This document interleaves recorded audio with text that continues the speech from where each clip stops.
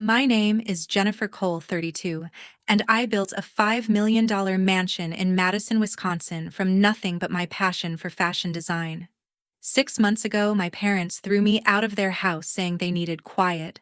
They thought my dreams were a joke, my sketches a waste of space. I was stitching together a future while they slammed the door in my face. But I kept going, turning rejection into fuel. Then, on my birthday, as my new home buzzed with celebration, they showed up uninvited, unapologetic, standing at my doorstep like they owned it. I opened the door, stared into their eyes, and said, "I hate noise." Their jaws dropped, and I knew this was only the start of their reckoning. If you've ever risen above family drama or fought for your dreams, drop a comment and hit subscribe. Your story could inspire someone else to keep going. Growing up in Madison, I always felt like an outsider in my own home.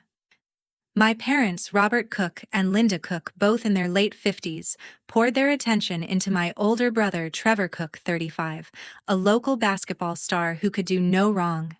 His games were family events with everyone cheering in the stands, while my passion for fashion design was dismissed as pointless.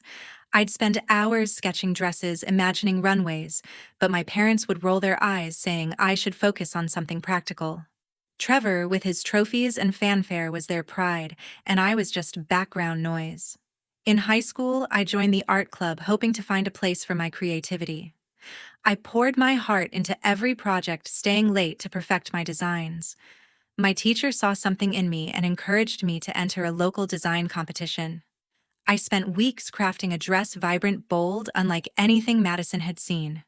When I won first place, I was overjoyed, thinking my family might finally see my worth. I invited them to the award ceremony, a small event at the community center buzzing with excitement. But when the day came, they were nowhere to be found. They'd gone to Trevor's basketball game instead, cheering for a three-pointer while I stood alone clutching my certificate. My art teacher hugged me, but it couldn't fill the ache. I overheard Mom later saying, "It's just a hobby, not a career." That moment stung, but it lit a fire in me. I started teaching myself design, sneaking into the library to study fashion books. I'd watch grainy online videos learning to stitch and drape fabric. My bedroom became a makeshift studio with scraps of cloth and half-finished sketches scattered everywhere. I'd stay up late sewing under a dim lamp, dreaming of a day my work would matter. My parents never noticed. They'd walk past my door talking about Trevor's next game or his college scholarship. Once Dad stopped, glanced at my sketches, and said, "Why waste time on this?" I didn't answer, but his words cut deep. School wasn't much better. Most kids were into sports or academics, and my obsession with fashion made me an oddball. I'd overhear classmates joking about my weird drawings, but I didn't care. The art club was my refuge, where I could sketch without judgment. My teacher, Mrs. Larson, became my biggest cheerleader. She'd bring me old Vogue magazines saying, "You've got a gift, Jennifer. Don't let anyone dim it." Her words kept me going when my family's indifference weighed me down. One summer, I saved up from babysitting to attend a free fashion workshop in Madison. It was my first taste of a real design community, people who saw fashion as art, not a waste. I came home buzzing with ideas, eager to share with my family. But when I showed Mom a sketch from the workshop, she barely looked up from her phone. "That's nice, dear," she said, then turned to Trevor to ask about his practice schedule. I swallowed my disappointment, promising myself I'd prove them wrong. The pattern continued. Family dinners revolved around Trevor's achievements, his game stats, his college offers. I'd try to chime in, mentioning a new design or a technique I'd learned, but they'd change the subject. Once Trevor smirked and said, "You're still playing with doll clothes." I wanted to snap back, but I stayed quiet, channeling my anger into my work. Every snub pushed me harder. I'd lie awake at night imagining my designs on a runway far from Madison's judgment. By my senior year, I'd built a small portfolio, dresses, jackets, even a bold jumpsuit that won me another local contest. I didn't bother inviting my family that time. I knew they'd choose Trevor's game over me. Mrs. Larson was there, clapping louder than anyone, and for a moment I felt seen. But driving home, I passed the gym where my family was cheering for Trevor. The contrast hit me hard. I wasn't part of their world, and they weren't part of mine. I kept pushing forward, saving every penny for supplies, teaching myself pattern making from borrowed books. I'd sneak into community college lectures on design, sitting in the back, soaking up every word. My parents didn't know, and they didn't care. They were too busy planning Trevor's future, their golden boy who could do no wrong. I wasn't jealous of him, not really. I just wanted them to see me, to believe in me, even a fraction as much. But they never did. By my early 20s, I was still living at home, trying to make my dreams a reality. I'd landed a part-time job at a small fabric shop in Madison, surrounded by bolts of cotton and silk that fueled my creativity. Every night after my shift, I'd huddle in my childhood bedroom, sketching designs under a flickering lamp. My latest project was a bold collection, flowing dresses with sharp modern lines, each piece a piece of my soul. I was ready to take a leap, to turn my sketches into a real runway show. All I needed was a little help to get started. I mustered the courage to approach Mom and Dad one evening at dinner. Trevor was there, scrolling through his phone, barely listening. I laid out my plan: a small launch event to showcase my collection, a chance to get noticed by local boutiques. I needed a few $1,000s for materials and a venue. This could be my big break, I said, my voice steady but hopeful. Mom glanced at Dad, then shook her head. We're stretched thin. Jennifer, she said, Trevor's wedding is coming up, and that's our priority. Trevor smirked, not even looking up. I pressed harder, explaining how I'd mapped out every cost, how I'd repay them. Dad cut me off. Fashion isn't a real job. You need to grow up. The blow landed hard, but worse was to come. A week later, I overheard them talking about Trevor's fiancée, Jessica Cook, who was pregnant. They were thrilled, planning to turn my bedroom into a nursery for her visits. I confronted them, asking why they couldn't support both of us. Mom's face tightened. We need quiet in this house, she said. Jessica's family now, and she needs space. It's time you moved out. I stood there, stunned. They weren't just dismissing my dreams, they were erasing me from their lives. I pleaded one last time, pointing to my portfolio pages of designs I'd poured years into. Dad flipped through it, then tossed it aside. This is a distraction, he said. Find a real place in the world. Trevor chimed in. Yeah, stop playing with fabric. Jessica, sitting quietly, didn't meet my eyes. I felt like I was shrinking, my voice drowned out by their indifference. That night, I lay awake, staring at my sketches. They were all I had left. The next morning, Mom handed me a deadline: 1 month to move out. I searched for options, but Madison's rents were brutal and my part-time pay barely covered basics. I took extra shifts at the fabric shop, saving every cent while sketching in stolen moments. My coworkers noticed my drive, one even slipped me extra fabric scraps to experiment with. But the pressure was crushing. I'd come home to find my parents planning Trevor's wedding, laughing over venue details while I packed my life into boxes. I tried talking to Jessica, hoping she'd understand. She was polite but distant, saying, "It's a lot right now with the baby coming." Her words felt like a door slamming shut. I realized no one in that house saw me as family anymore. The rejection burned deeper than any snub from my teenage years. I wasn't just invisible, I was inconvenient. With 2 weeks left, I found a tiny apartment across town, a dingy one-bedroom I could barely afford. I packed my sewing machine, my sketches, and a few clothes, leaving behind the bedroom I'd grown up in. As I loaded my car, Trevor walked by carrying a box of wedding decorations. "Good luck out there," he said, his tone dripping with sarcasm. I didn't respond. Mom and Dad stood at the door, watching me leave. "You'll figure it out," Dad said, like it was a formality. No hug, no goodbye, just a cold expectation that I'd disappear quietly. Driving away, I felt a weight lift, replaced by a fire I hadn't known was there. I wasn't leaving my dreams behind, no matter what they thought. My sketches tucked carefully in my bag were my lifeline. I'd spent years building them, and no one, not Mom, not Dad, not Trevor, could take that away.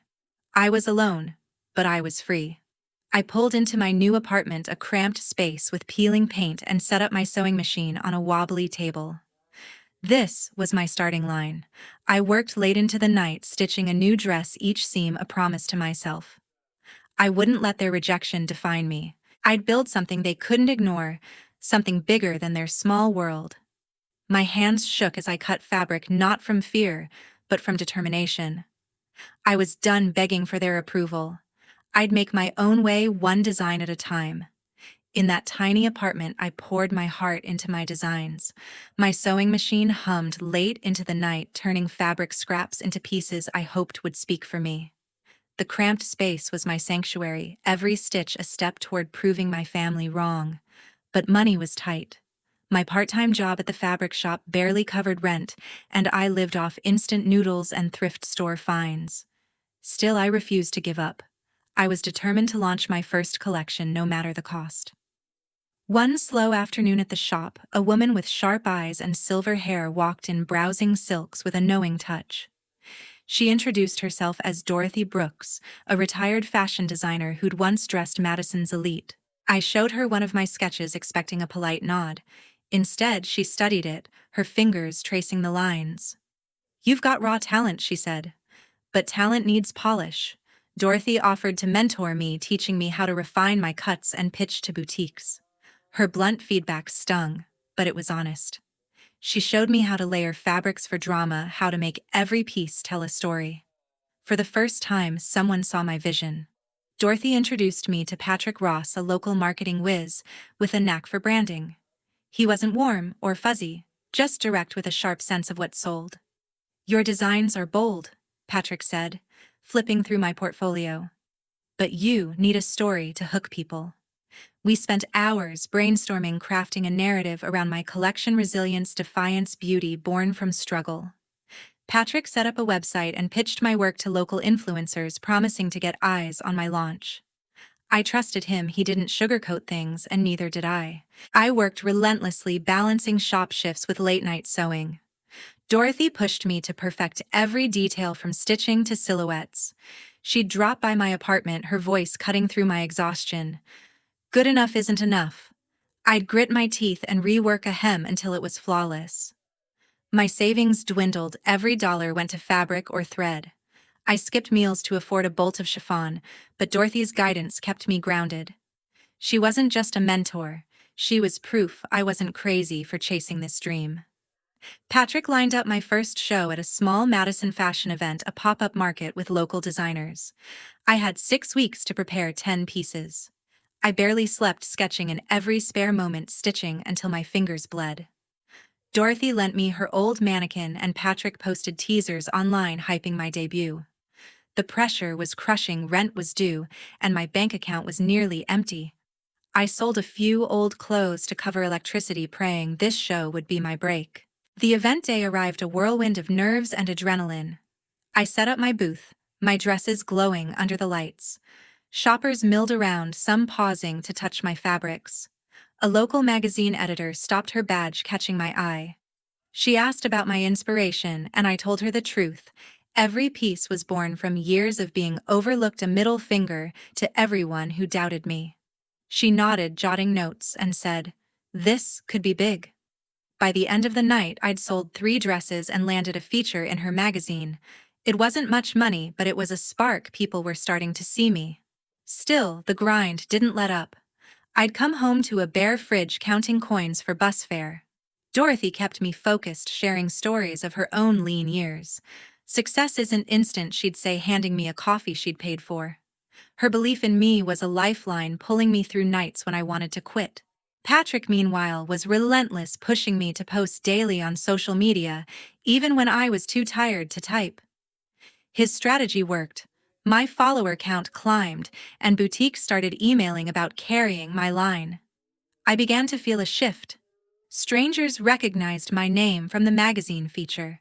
A local designer invited me to collaborate, offering fabric in exchange for credit. I was scraping by, but I was building something real. Dorothy taught me how to negotiate with suppliers, and Patrick drilled me on pitching to retailers. Their support wasn't warm fuzzies, it was tough, practical, and exactly what I needed.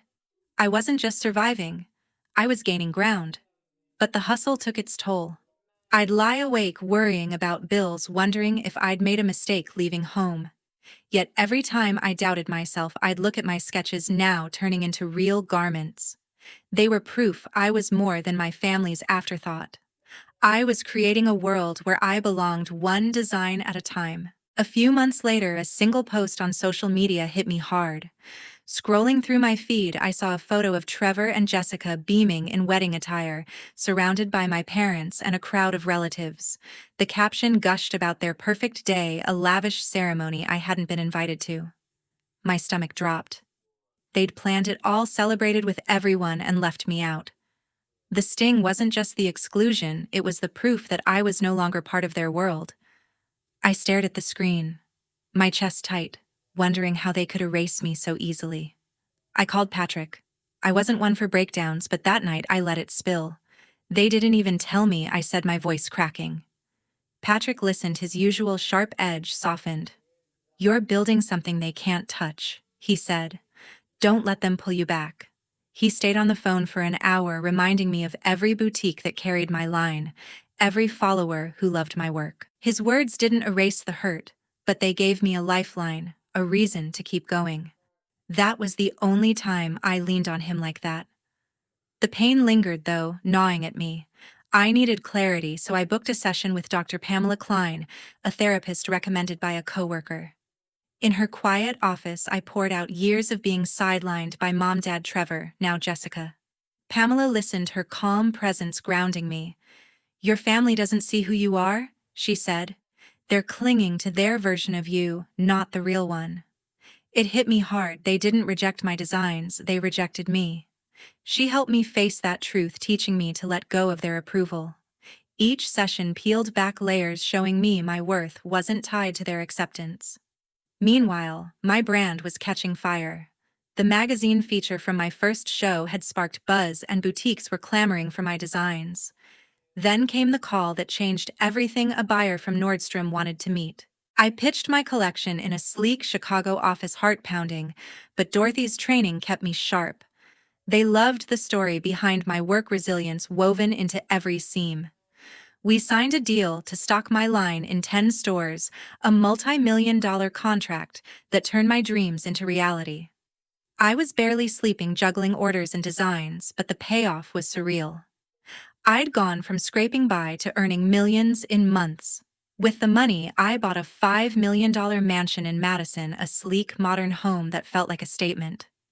I walked its empty halls, still processing how far I'd come. The success was exhilarating, but it didn't fill the void left by my family's absence. I'd built this life alone, and that truth was bittersweet. Still, I kept pushing, sketching new collections, meeting with Patrick to plan a national launch. My brand wasn't just surviving, it was thriving, a testament to every night I'd spent fighting for it. Amid the chaos, I met Matthew Sharp at a charity event in Madison. He was a lawyer, warm and grounded, with a smile that cut through my guarded walls.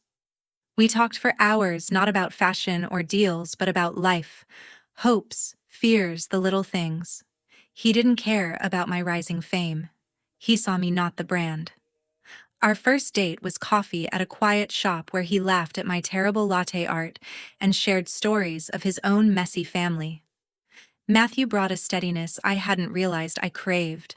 We started seeing each other regularly, his presence a balm to the ache of being cast out. But even as my life grew fuller, the wedding snub lingered. Pamela helped me see it wasn't about me, it was about their inability to value what didn't fit their mold. I stopped checking their social media, stopped waiting for an apology that wouldn't come. Patrick, true to his role, kept my focus on the future, pushing me to capitalize on the Nordstrom deal. "You're not just a designer," he'd say. "You're a movement." His encouragement, paired with Matthew's quiet support, gave me a new kind of family, one that chose me. I threw myself into work, designing a bolder collection inspired by the freedom I'd found. The mansion became my creative hub, with a studio where I sketched late into the night. Matthew would drop by, bringing takeout and a listening ear. Pamela's sessions taught me to reframe my pain as strength, to see my success as proof of my resilience. I wasn't just surviving their rejection, I was surpassing it. 6 months later, on my birthday, as laughter filled my new home, an unexpected knock came. I was in the middle of a small party, Matthew grilling steaks, friends chatting in the living room of my Madison mansion. Paul Sharp, my new housekeeper, answered the door. His voice carried through the hall. "Miss Jennifer, your parents are here." My heart sank. I hadn't seen Mom or Dad since they'd kicked me out, and their sudden presence felt like a storm cloud over my celebration. I steeled myself and walked to the foyer. There they stood, Robert and Linda, looking out of place in my sleek home. Mom's eyes darted around, taking in the marble floors and modern art. Dad shifted uncomfortably, clutching his coat. "We need to talk," he said, his voice low. I led them to a quiet study away from the party's hum. Paul hovered nearby, ready to step in if needed. I sat across from them, arms crossed, waiting for whatever they'd come to say. Mom started, her tone softer than I remembered. "We saw your name in the papers. You've done well." It wasn't a compliment, it was a prelude. Dad cut in, blunt as ever. "Trevor and Jessica are in trouble. A bad investment wiped them out. We need your help money, Jennifer." I stared, disbelief washing over me. They hadn't come to reconnect or apologize. They wanted my success to bail out their golden boy. I leaned back, my voice steady. "You kicked me out because you needed quiet. Remember that?" "Well, I hate noise." The words landed like a slap, echoing the excuse they'd used to erase me from their lives. Mom flinched, but Dad pressed on. "We're family. You owe us." The audacity burned. I stood pacing the room, my anger rising. "I owe you nothing. You chose Trevor over me, ignored my dreams, and cut me out of your lives. Now you show up because I've made it." Mom tried to speak, her eyes glistening. "We didn't mean to hurt you." But I wasn't buying it. "You didn't mean to, but you did. You went to Trevor's wedding, planned his future while I was building mine alone. You don't get to walk in now and demand my money." Dad's face hardened. "You're selfish, Jennifer. Always were." I laughed, sharp and cold. "Selfish? I built this from nothing while you bet everything on Trevor. That's on you."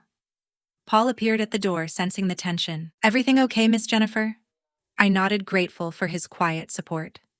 I turned back to my parents. "I'm done carrying your expectations. You made your choices. Live with them."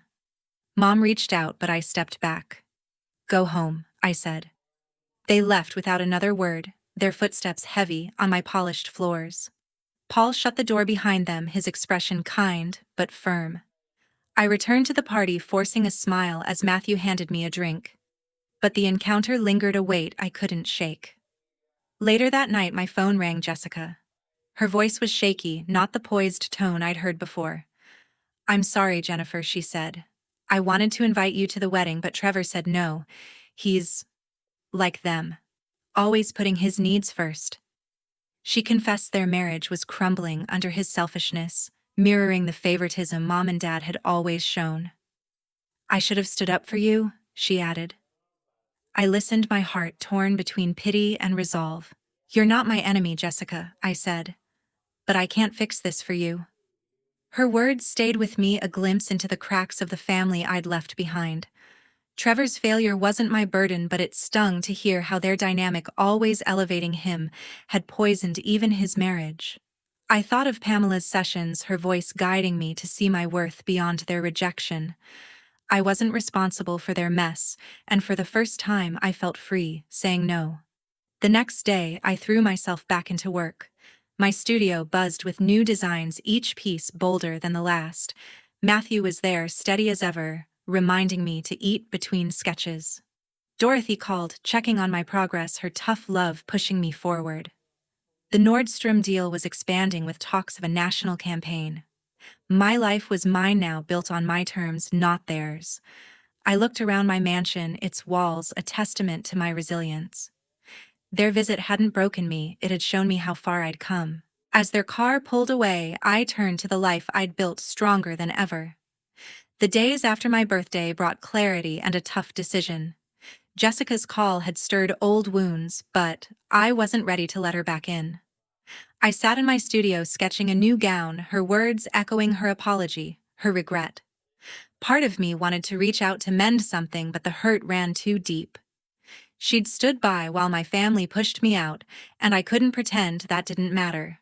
I decided to keep my distance, not out of spite, but to protect the peace I'd fought for. Still, I thought of their child, innocent in all this. Through my lawyer, I set up a trust fund for Trevor and Jessica's kid, a scholarship to secure their education. I didn't want the kid to pay for their parents' mistakes. It was my quiet way of closing that chapter without reopening old scars.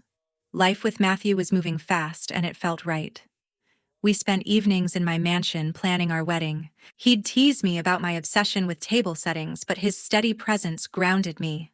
We chose a small venue in Madison, a garden overlooking Lake Mendota, perfect for a spring ceremony. I designed my own dress, a sleek ivory number with delicate lace, every stitch a promise of the life we'd build. Matthew handled the legal side, drafting prenups with his lawyer's precision, but he'd laugh and pull me close, saying, "This is just paperwork. You're my home." His warmth filled the gaps my family had left, and I let myself lean into it, trusting him completely. Patrick was all business, pushing my brand to new heights.